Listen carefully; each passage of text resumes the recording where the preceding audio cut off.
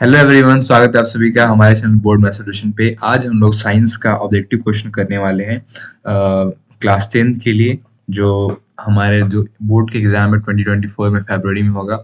उसके लिए बहुत ही इंपॉर्टेंट हम लोग 40 ऑब्जेक्टिव क्वेश्चन आज हम लोग करेंगे। आप लोग रेडी हो जाइए और अगर हो सके तो पेन पेपर भी लेके बैठ सकते हैं ताकि क्वेश्चन को आप नोट कर सकते हैं, इंपॉर्टेंट क्वेश्चन को। चलिए आज का वीडियो स्टार्ट करते हैं। हमारा सबसे पहला क्वेश्चन है, निम्नांकित में से किसका अपवर्तनांक अधिक है? मतलब सबसे ज्यादा रिफ्रैक्टिव इंडेक्स कौन से सब्सटेंस के इसमें सबसे ज्यादा है? तो ये तो बहुत ही सिंपल क्वेश्चन है, डायमंड का, हीरा का सबसे ज्यादा अपवर्तनांक होता है, हीरा हीरा हीरा डायमंड का। नेक्स्ट क्वेश्चन है हमारा, the focal length of a concave mirror. तो कनकेव मिरर यानी कि अवतल दर्पण का फोकस दूरी क्या होता है? ऋणात्मक होता है, धनात्मक होता है, शून्य होता है, या कभी ऋणात्मक कभी धनात्मक? तो इसका सही आंसर है ऑप्शन नंबर ए, ऋणात्मक होता है, निगेटिव निगेटिव होता है। किसका? कनकेव मिरर का फोकल लेंथ निगेटिव होता है और कन्वेक्स का पॉजिटिव होता है, कन्वेक्स का पॉजिटिव होता है। इसको इसको याद रखिएगा आप लोग, ये इंपॉर्टेंट क्वेश्चन है। नेक्स्ट क्वेश्चन है हमारा, what is the number of principal focus in the lens? यानी कि एक लेंस में मुख्य फोकस की संख्या कितनी होती है? तो एक लेंस में मुख्य फोकस की संख्या होती है दो, दो होती है मुख्य लेंस की संख्या। नेक्स्ट क्वेश्चन है हमारा, दाढ़ी बनाने में कौन सा दर्पण उपयुक्त होता है? तो दाढ़ी जब हम लोग बनाते हैं तो उस टाइम में कौन से दर्पण का यूज करते हैं हम लोग अपने दाढ़ी को बनाने में? विच mirror is suitable for shaving? Saving के लिए कौन सा मिरर सुटेबल होता है? इसका सही आंसर है ऑप्शन नंबर बी, अवतल दर्पण। अवतल दर्पण हमारा दाढ़ी बनाने में इस्तेमाल किया जाता है, दाढ़ी बनाने में इस्तेमाल किया जाता है। क्यों किया जाता है? क्योंकि अवतल दर्पण जो होता है वो थोड़ा जूम कर देता है चीजों को, मतलब थोड़ा मैग्नीफाई करके दिखाता है चीजों को, इसलिए हम लोग यूज करते हैं किसका? कनकेव मिरर का। नेक्स्ट क्वेश्चन है हमारा 5 नंबर क्वेश्चन, अवतल दर्पण की फोकस दूरी एवं उसकी वक्रता त्रिज्या के बीच संबंध क्या है? मतलब relation between F and R के बीच में, रेडियस ऑफ कर्वेचर और फोकल लेंथ के बीच में कनकेव मिरर की रिलेशन क्या है? तो इसका रिलेशन रहेगा F equal to R by two, F equal to R by two, F equal to R by two. ये भी बहुत इंपॉर्टेंट क्वेश्चन है, इसका आप लोग अपने नोटबुक में मार्क कर लीजिएगा। नेक्स्ट क्वेश्चन हमारा 6 नंबर क्वेश्चन, निम्नलिखित में से किस लेंस को अभिसारी लेंस कहते हैं? The following lens called converging lens, यानी कि कन्वर्ज कौन करता है? एक होता है डाइवर्जिंग लेंस। तो डाइवर्जिंग लेंस होता है कौन कौन डाइवर्ज करता है? तो कन्वेक्स डाइवर्जिंग लेंस होता है। सॉरी, इसमें उल्टा हो जाता है, 6 में उल्टा हो जाता है। 6 नंबर क्वेश्चन में यहाँ पे इसमें लेंस पूछा है, लेंस, तो लेंस हमारा उल्टा हो जाता है। देखिए, जो दर्पण होता है, तो दर्पण में कनकेव जो दर्पण होता है, अवतल दर्पण और उत्तल दर्पण। तो अवतल दर्पण क्या करता है? जूम करता है, मतलब कन्वर्ज करता है, एक जगह चीजों को लाता है, अभिसारी होता है। और कन्वेक्स जो होता है वो चीजों को दूर भगाता है, मतलब जो जो रह जाएगा उसको दूर भगाएगा। मगर लेंस में ये उल्टा हो जाता है, कन्वर्जिंग लेंस यानी कि कन्वेक्स लेंस हो जाएगा। 6 नंबर का ऑप्शन नंबर बी सही आंसर हो जाएगा, उत्तल लेंस, उत्तल लेंस। हमारा अगला क्वेश्चन है, दृश्य प्रकाश में किस वर्ण का तरंग दैर्घ्य न्यूनतम होता है? तो दृश्य, which colour has the minimum wavelength in visible light, यानी कि विजिबल लाइट में कौन से कलर का वेवलेंथ सबसे कम होता है? तो सबसे कम वेवलेंथ किसका होता है? बैगनी कलर का होता है, बैगनी, वायलेट कलर का। आप लोग इसको याद रखिएगा। नेक्स्ट क्वेश्चन हमारा 8 नंबर क्वेश्चन, तारों का टिमटिमाना प्रकाश की किस घटना से को दर्शाता है? The twinkling of stars represents which phenomenon of light? Deflection of light, scattering of light, reflection of light, या फिर रिफ्रैक्शन ऑफ लाइट? इसका हिंदी में ऑप्शन देंगे हम लोग, प्रकाश का विक्षेपण, प्रकाश का परावर्तन, प्रकाश का प्रकीर्णन, या प्रकाश का अपवर्तन। तो इसका सही आंसर हो जाएगा हमारा ऑप्शन नंबर डी, प्रकाश का अपवर्तन, रिफ्रैक्शन, रिफ्रैक्शन, प्रकाश का अपवर्तन, अपवर्तन, ऑप्शन नंबर डी। अगला क्वेश्चन हमारा 9 नंबर क्वेश्चन, निम्नलिखित में से किसमें प्रकाश की चाल सबसे अधिक होती है? तो किसमें प्रकाश की चाल सबसे अधिक होती है? हमारे प्रकाश की चाल सबसे अधिक होती है वायु में होती है, वायु में होती है, या फिर कांच में होती है, या फिर निर्वात में होती है, या ए और बी दोनों में? इंग्लिश में देखेंगे हम लोग, in which of the following speed of light is maximum? सबसे ज्यादा लाइट की जो रफ्तार है वो किसमें होती है? हवा में, ग्लास में, वैक्यूम में, या फिर ए और बी दोनों में? तो सबसे ज्यादा जो लाइट होती है उसकी रफ्तार होती है निर्वात में यानी कि वैक्यूम में। 3 × 10⁸ मीटर पर सेकेंड की स्पीड से लाइट ट्रेवल करता है वैक्यूम में। नेक्स्ट क्वेश्चन हमारा, प्रकाश की अपवर्तन के कितने नियम है? तो अपवर्तन और परावर्तन दोनों के 2 नियम है। सेकंड आंसर ऑप्शन नंबर 2 हो जाएगा।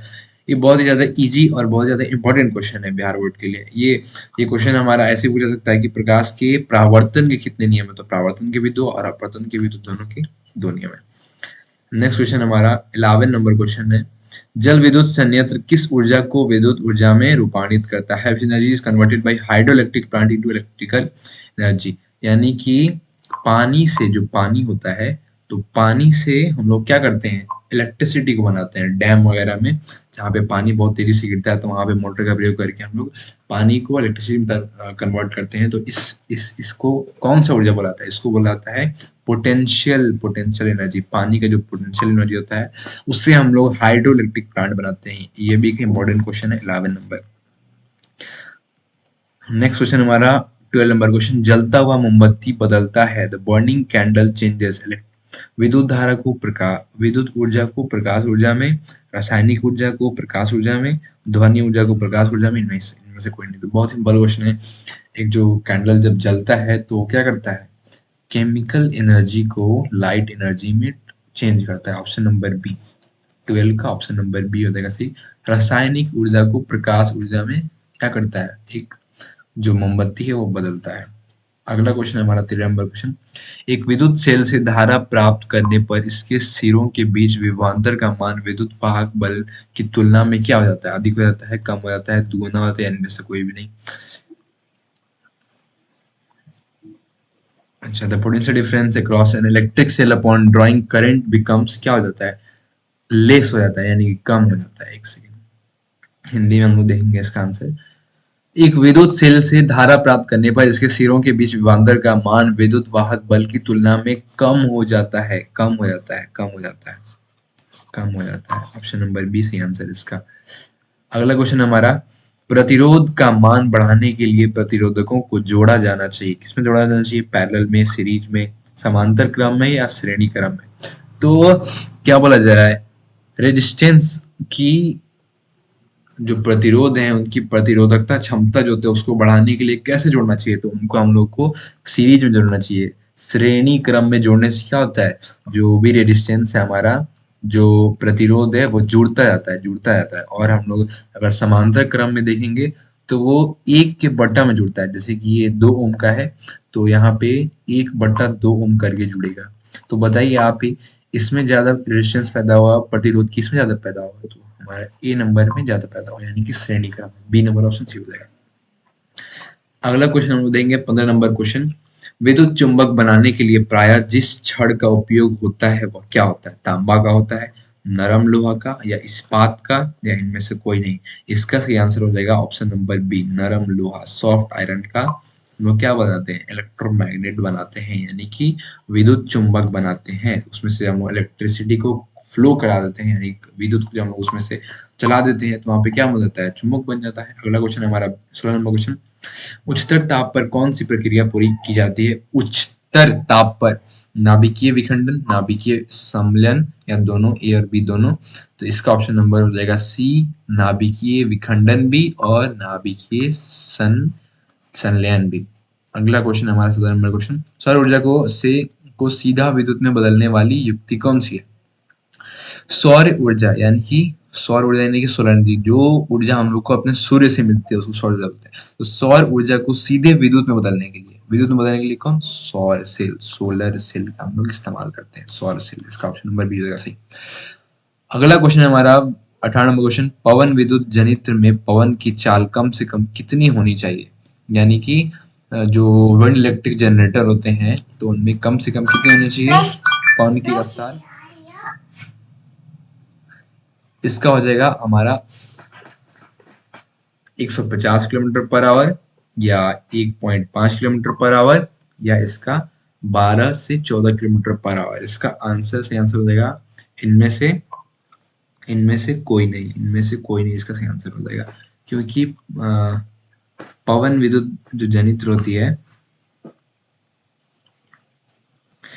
तो उसमें ना ही 150 किलोमीटर की जब चलती है हवा तो उसमें कम से कम उसमें एनर्जी चाहिए हवा की इलेक्ट्रिसिटी बनाने के लिए, ना ही 1.5 किलोमीटर से ना ही 12-14 किलोमीटर। वो डिपेंड करता है जगह पे। मान लीजिए कि आपका जगह है जहाँ पे समुद्र से काफी नजदीक है, तो वहाँ पे हवाएं बहुत तेज चलती है, तो वहाँ पे जनरेटर क्या करेगा, ज्यादा स्पीड प्रोड्यूस करेगा। या फिर कोई खुला हुआ बहुत बड़ा मैदान है जैसे रेगिस्तान वगैरह है, तो वहाँ पे जब हवाएं चलती हैं तो वहाँ पे अलग अलग जगहों पे अलग अलग होता है। इसलिए इनमें से कोई नहीं इसका सही आंसर हो जाएगा। आगे देखेंगे हम लोग 19 नंबर क्वेश्चन। सेल का विद्युत वाहक बल क्या होता है? तो सेल का विद्युत वाहक बल होता है ऑप्शन नंबर बी, सेल द्वारा इकाई आवेश पर किया गया कार्य सेल का विद्युत वाहक बल है। अगला क्वेश्चन हम लोग देखेंगे 19 नंबर क्वेश्चन। 20 नंबर क्वेश्चन, घरेलू परिपथ में मुख्य रूप से किसकी आपूर्ति होती है? तो घरेलू परिपथ में किसकी आपूर्ति होती है? इतना इजी क्वेश्चन है, प्रत्यावर्ती धारा की, अल्टरनेटिंग करंट की। ऑप्शन नंबर ए सही आंसर हो जाएगा। ये भी बहुत इंपॉर्टेंट क्वेश्चन है, इसको आप लोग मार्क कर लीजिएगा अपने नोटबुक में। अगला क्वेश्चन हम लोग देखेंगे 21 नंबर क्वेश्चन। वर्ण विक्षेपण असंभव है, यानी कि वर्ण विक्षेपण किसमें नहीं हो सकता है? ग्लास में बिल्कुल हो सकता है। आप एक शीशा ग्लास लेके उसको बल्ब के सामने रखिएगा, देखिएगा उसमें अलग अलग कलर दिखाई देगा। वाटर में भी होता है, उसके अंदर शीशा रख दीजिएगा तो वैक्यूम में हमारा जो वर्ण विक्षेपण है वो नहीं होता। ऑप्शन नंबर बी सही हो जाएगा। 22 नंबर क्वेश्चन हम लोग देखेंगे। वायु में रखा एक कांच का प्रिज्म आपतित किरण को मोड़ देता है, ऊपर नीचे, आधार से दूर, आधार की ओर। इसका सही आंसर रहेगा आपका आधार से दूर। एक प्रिज्म जो होता है वो वायु में जो प्रकाश की रेखा होती है उसको आधार से दूर कर देता है। अगला क्वेश्चन है, 2Zn प्लस O2 किस प्रकार की अभिक्रिया है? कैसा अभिक्रिया है? तो इसका सही आंसर हो जाएगा आपका क्या अपघटन अपक्रिया है, या फिर विस्थापन यह है, या अवक्षेपण है, या फिर ऑक्सीडेशन है? तो अपघटन तो नहीं होगा, क्योंकि अपघटन जो चीजें होती हैं यहाँ पे सब्सटेंस वो टूटते हैं। डिस्प्लेसमेंट विस्थापन यानी कि डिस्प्लेसमेंट यानी कि ये जेडन है, तो यहाँ पे भी दो प्रोडक्ट होगा तभी होता है वो। अवक्षेपण अवक्षेपण यानी कि प्रिसिपिटेशन, इसमें तो कहीं अवक्षेपण हुआ नहीं है, तो इसका हमारा ऑप्शन नंबर डी हो जाएगा सही, उपचयन उपचयन उपचयन। 24 नंबर क्वेश्चन है, खाने वाला सोडा का रासायनिक सूत्र क्या होता है? बहुत ही ज्यादा इंपॉर्टेंट क्वेश्चन है, इससे ज्यादा इंपॉर्टेंट क्वेश्चन अभी तक हमने कोई भी क्वेश्चन नहीं देखा है। बेकिंग सोडा का और बेकिंग पाउडर का, दोनों का ही बहुत ज्यादा इंपॉर्टेंट होता है, इसको एग्जाम में पूछा सकता है। इसका होता है option number A, NaHCO3, sodium hydrogen carbonate, इसका जो पूरा नाम होता है केमिकल नेम। ये बहुत इंपॉर्टेंट क्वेश्चन है, इसका आप लोग मार्क कर लीजिएगा अपने डॉक्यूमेंट में। अगला क्वेश्चन हमारा, कमरे के ताप पर द्रव अवस्था में रहने वाली धातु कौन सी है? तो कमरे के ताप पर द्रव अवस्था में रहने वाली धातु है हमारी मरकरी, यानी कि पारा। ऑप्शन नंबर बी हो जाएगा सही। अगला क्वेश्चन है हमारा, आवर्त सारणी के शून्य समूह का तत्व कौन है? आवर्त सारणी के शून्य समूह का तत्व है हीलियम, He, हीलियम है, हीलियम हीलियम हीलियम। अगला क्वेश्चन हम लोग देखेंगे, सोडियम कार्बोनेट के जलीय विलयन में मेथिल ऑरेंज का विलयन मिलाने पर विलयन का रंग परिवर्तन होकर निम्नलिखित में से कैसा हो जाता है? तो सोडियम कार्बोनेट जब हम लोग जलीय विलयन मिलाते हैं तो मिथाइल ऑरेंज का विलयन मिलाने पर विलयन का रंग परिवर्तन होकर क्या हो जाता है? पीला हो जाता है, पीला पीला हो जाता है। ये ज्यादा इंपॉर्टेंट क्वेश्चन नहीं है, ये सब रिएक्शन से लिया गया क्वेश्चन है। अगर आप लोग इसको याद नहीं भी करते हैं तो फिर भी काम चल जाएगा, मगर कोशिश की जाएगी सबको पढ़ने के लिए। ग्लोबल वार्मिंग के लिए उत्तरदायी गैस निम्नलिखित में से कौन सी है? ग्लोबल वार्मिंग के लिए जो रिस्पॉन्सिबल गैस है वो है कार्बन डाइऑक्साइड, CO2 CO2। अगला क्वेश्चन हमारा, गंधक की परमाणु संख्या कितनी है? सल्फर की परमाणु संख्या है 16। परमाणु संख्या आप लोग याद कर लीजिएगा, ऑक्सीजन का, नाइट्रोजन का, और बोरॉन का, और सोडियम का, और मैग्नीशियम का, कैल्शियम का। ये सब बहुत इंपॉर्टेंट क्वेश्चन है, ये सब आ सकता है आपके एग्जाम में, तो इसको आप लोग नोट डाउन कर लीजिएगा अपने नोटबुक में कहीं साइड में। अगला क्वेश्चन है हमारा, अम्ल के जलीय विलयन विद्युत का संचालन करता है, क्योंकि अम्ल जल में क्या करता है? आयनित होता है, या फिर अविलेय होता है, विलय होता है, या फिर इनमें से कोई नहीं। इसका सही आंसर हो जाएगा आपका ऑप्शन नंबर ए, आयनित होता है, आयनित होता है। 32 नंबर क्वेश्चन देखेंगे हम लोग, 31 नंबर क्वेश्चन सॉरी। अधिकतर धातुओं के ऑक्साइड क्या होते हैं? क्षारीय होते हैं, अम्लीय होते हैं, उदासीन होते हैं? तो इसका सही आंसर हो जाएगा ऑप्शन नंबर ए, क्षारीय होते हैं, क्षारीय क्षारीय। अगला क्वेश्चन है हमारा 32 नंबर क्वेश्चन, सोने में निम्नलिखित में से कौन सी धातु मिलाकर मिश्र धातु तैयार की जाती है? तो सोने में कॉपर यानी कि सीयू तांबा तो कॉपर मिला करके मिश्र धातु तैयार की जाती है। Copper copper copper. अगला क्वेश्चन हमारा NaCl प्लस AgNO3 और AgCl प्लस NaNO3 निम्नलिखित में से किस प्रकार की अभिक्रिया है? विस्थापन है, संयोजन है, द्वितीय विस्थापन है या फिर वियोजन है? इसका सही आंसर आप लोग बताइए। इसको चेक करना होगा। देखिए कैसे चेक करेंगे हम लोग। सोडियम है NaCl के साथ जुड़ा हुआ है तो यहाँ पे जाएगा कि NaNO3 के साथ जुड़ा है यानी कि एक डिस्प्लेसमेंट यानी कि एक विस्थापन हुआ। अब हम लोग देखेंगे Ag यानी कि सिल्वर का, तो सिल्वर NO3 को छोड़ करके AgCl में जाकर चिपक गया तो ये हो गया द्वितीय विस्थापन यानी कि सही आंसर हो जाएगा आपका द्वितीय विस्थापन। द्वितीय विस्थापन। अगला क्वेश्चन हम देखेंगे 34 क्वेश्चन। सिलिकॉन क्या है? सिलिकॉन एक उपधातु है। सिलिकॉन एक उपधातु है मेटलॉइड है। नेक्स्ट क्वेश्चन हमारा 35 नंबर क्वेश्चन। वे तत्व जिनके बाहरी सेल पूर्ण बड़े होते हैं क्या कहलाते हैं? उनको बोला जाता है, जिनके बाहरी सेल पूर्ण कम्प्लीट तो नोबल गैस बोला जाता है उनको। उत्कृष्ट गैस, उत्कृष्ट गैस बोला जाता है। इसको आप लोग मार्क कर लीजिएगा, ये भी इंपॉर्टेंट क्वेश्चन में से एक है। नेक्स्ट क्वेश्चन है हमारा 36 नंबर क्वेश्चन। खड़िया का रासायनिक सूत्र क्या है? खड़िया का रासायनिक सूत्र है हमारा ऑप्शन नंबर डी। चौक का रासायनिक सूत्र है calcium carbonate CaCO3। Next question हमारा निम्नांकित में से कौन सबसे अधिक अम्लीय ऑक्साइड है? एसिडिक ऑक्साइड कौन है सबसे ज्यादा? इसका सही आंसर है option number A, sulphur dioxide SO2। अगला हमारा इंपॉर्टेंट क्वेश्चन है, निम्नलिखित में से कौन एल्कलीन है? एल्कलीन निम्नलिखित में से है ऑप्शन नंबर सी, C2H2 क्या है? एक एल्कलीन है, सॉरी एल्काइन है। एल्काइन क्यों है? फॉर्मूला होता है अल्केन, अल्केन का, अल्कीन का और अल्काइन का। ठीक है, ये फॉर्मूला होता है। अल्कीन में क्या होता है? CnH2n +2 और इसका होता है CnH2n और इसका होता है CnH2n-2। तो हम लोग देखेंगे Cn यानी कि कार्बन के पास कितना है? 2। कार्बन को कितना एटम है? 2 एटम है। तो यहाँ पे इनकी जगह पे 2 देगा यानी कि C2। और फिर हाइड्रोजन में कितना एटम है? 2। अब उसमें से कितना नंबर ऑफ एटम है हमारा? 2 यानी कि 4। और इसमें से हम लोग घटाएंगे तो हमारा ऑप्शन नंबर क्या हो जाएगा? सी सही हो जाएगा यानी कि एल्काइन हो जाएगा। ये सी नशन अल्किन अल्किन अल्काइन यानी कि जोड़ दो। जनरल फार्मूला क्या होता है? CnH2n। ये जनरल फार्मूला हो गया। अल्केन है तो उसमें जोड़ दो यानी कि 2 जोड़ दो, अल्कीन है तो छोड़ दो और अल्काइन है तो घटा दो। ये इसका आप लोग इस तरीके से याद कर सकते हैं इसको। ये इंपॉर्टेंट क्वेश्चन है, इसको चलो मार्क कर लीजिएगा। अगला क्वेश्चन है हमारा 39 नंबर क्वेश्चन। CH3OC2H5 का आयुपैक नाम क्या है? CH3OC2H5 का आयुपैक नाम क्या है? Methoxy ethane, methoxy ethane. ये आप लोगों ने पढ़ा होगा आयुपैक नोमेनक्लेचर वाले में, कार्बन चैप्टर में। तो ये भी एक इंपॉर्टेंट कैटेगरी का क्वेश्चन है क्योंकि इससे सब्जेक्टिव बनते हैं काफी केमिस्ट्री के। अगला क्वेश्चन है हमारा, निम्न में से कौन यौगिक ईंधन के रूप में इस्तेमाल किया जा सकता है? Which of the following compounds can be used as fuel? किसको यूज किया जा सकता है? इसका सही आंसर हो जाएगा आपका option number C, ethanol. Ethanol क्या होता है? अल्कोहल ग्रुप का सेकंड सेकंड पार्ट होता है। तो इथेनॉल एक बहुत ही कंबस्टेबल यानी कि जलनशील कंबस्टेबल सब्सटेंस है जो कि जिसको हम लोग फ्यूल के तरह यानी कि ईंधन के तरह इस्तेमाल कर सकते हैं। तो आज का हमारा जो 40 क्वेश्चन था वो हुआ पूरा।